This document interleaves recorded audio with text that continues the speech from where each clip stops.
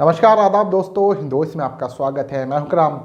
बात करते हैं बजरंग दल के उस कार्यकर्ता के बारे में जिसकी कर्नाटक में हत्या हो गई और जिसके बाद कर्नाटक में काफ़ी तनाव हमें देखने को मिल रहा है। जिस शहर में उसकी हत्या हुई, यानी कि जिस शहर का वो रहने वाला था, शिवमोग्गा शहर में, पुलिस वहाँ पर काफ़ी अच्छी तादाद में मुस्तैद है। धारा 144 लगा दी गई है ताकि किसी की भी तरह की ऐसी स्थिति उत्पन्न ना हो सके जिससे पुलिस को बाद में ज़्यादा मशक्कत करनी पड़े। पुलिस वहां पर पूरी अच्छी तरह से मुस्तैद है क्योंकि एक मंत्री ने सीधे सीधे इस मामले को सांप्रदायिक रंग देने की कोशिश की है, या मैं कहूं कि वो उसने दे चुका है। उसने सीधे सीधे आरोप लगाया है कि जो हर्ष की हत्या हुई, क्योंकि बजरंग दल के जिस कार्यकर्ता की हत्या हुई उसका नाम हर्ष है, 23 साल उसकी उम्र है, और उन्होंने कहा है कि इसकी जो हत्या हुई है वो मुस्लिम गुंडों ने की है। मुस्लिम गुंडे, इस शब्द का इस्तेमाल उन्होंने किया है और शहर की फिजा को खराब करने का, इस तरह से काम करने की शुरुआत कर दी है। वो तो पुलिस वहां पर अच्छी खासी तादाद है, मुस्तैद है और सुरक्षा कर रही है, वरना स्थिति कुछ भी हो सकती थी। और इन मंत्री महोदय का नाम है के.एस. ईश्वरप्पा। कोई छोटे मोटे मंत्री नहीं है, ग्रामीण विकास और पंचायत राज के मंत्री है। और इन्होंने कहा है कि जो हर्ष की हत्या हुई है वो मुस्लिम गुंडों ने की है। पहले उनकी कभी इस तरह की कोई हिम्मत नहीं हुई। अब मैं आपको ये बताने आया हूं क्योंकि आप लोग थंबनेल देखकर समझ गए हैं कि हर्ष कौन था। वो बजरंग दल के से जुड़ा हुआ था।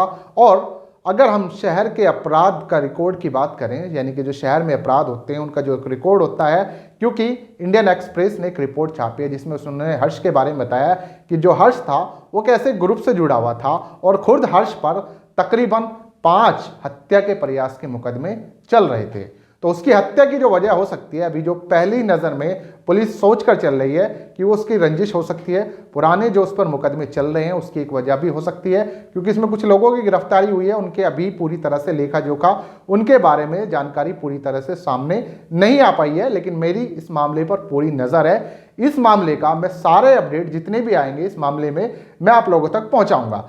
तो पुलिस ये मानकर चल रही है कि इस पर जो पुराने मुकदमे दर्ज हैं हत्या के प्रयास के, क्योंकि जिन प्रयासों में ये शामिल था वो ज़्यादातर इस तरह के प्रयास थे, मुस्लिम व्यापारी पर हमले, एक भीड़ का ये हिस्सा होता था। आप लोगों को पता ही है कि वो किस तरह की भीड़ होती थी, किस तरह के लोगों पर हमला करने के लिए जानी जाती थी। और अभी हाल फिलहाल जो शहर में घटना हुई थी तिरंगा झंडे को उतारकर भगवा झंडा फहराने की, तो कहीं ना कहीं कोई कनेक्शन हो सकता है। मैं आपको बताता हूं कि इस पर पहला मुकदमा दर्ज कब किया गया था पुलिस के द्वारा, क्योंकि एक रिपोर्ट सामने आई है जिसमें बताया गया है कि इस पर 2017 से अब तक तकरीबन 5 हत्या के प्रयास के, यानी कि हत्या के प्रयास के, अटेम्प्ट टू मर्डर के, एक भीड़ के हिस्सा होने के, यानी कि वही भीड़ तंत्र, उसमें शामिल होने के इस पर आरोप हैं और 5 इस पर मुकदमे चल रहे हैं। अगर मैं फिलहाल की बात करूं, हाल फिलहाल इस पर एक मुकदमा दर्ज किया गया था 3 दिसंबर 2020 को, जिसमें एक सांप्रदायिक झड़प हुई थी, जिसमें हर्ष एक भीड़ का हिस्सा था जिसने मुस्लिम व्यापारी पर हमला किया था। हर्ष उस भीड़ का हिस्सा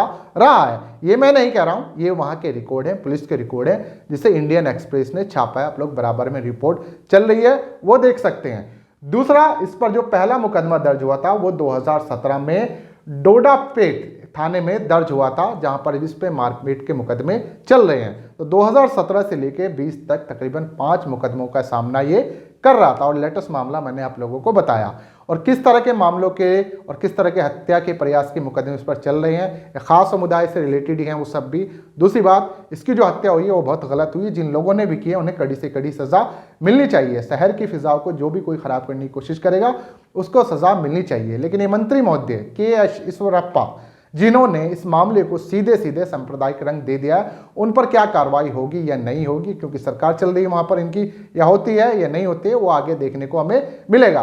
फिलहाल इस पूरे मामले ने कर्नाटक की राजनीति में भूचाल मचाया हुआ है। कांग्रेस और बीजेपी दोनों एक दूसरे पर आरोप लगा रहे हैं। बीजेपी के लोग कह रहे हैं कि वहां पर कांग्रेस के लोगों ने आकर बयान दिया जिसके बाद ये सारी चीजें हुई हैं। कांग्रेस उन पर आरोप लगा रही है और पुलिस अपना काम कर रही है। तो फिलहाल इस मामले में एक अपडेट था कि हर्ष पर पहले से 5 मुकदमे चल रहे थे, वो भी अटेम्प्ट टू मर्डर के, हत्या के प्रयास के। ये हर्ष का एक तरह से बैकग्राउंड था। अब इस घटना के बाद शहर में स्कूल कॉलेज भी बंद किए हो गए हैं और धारा 144 लागू की गई है। किसी तरह का कोई माहौल खराब ना हो, पुलिस उसके लिए पूरी तैयारी में लगी हुई है, मुस्तैद है।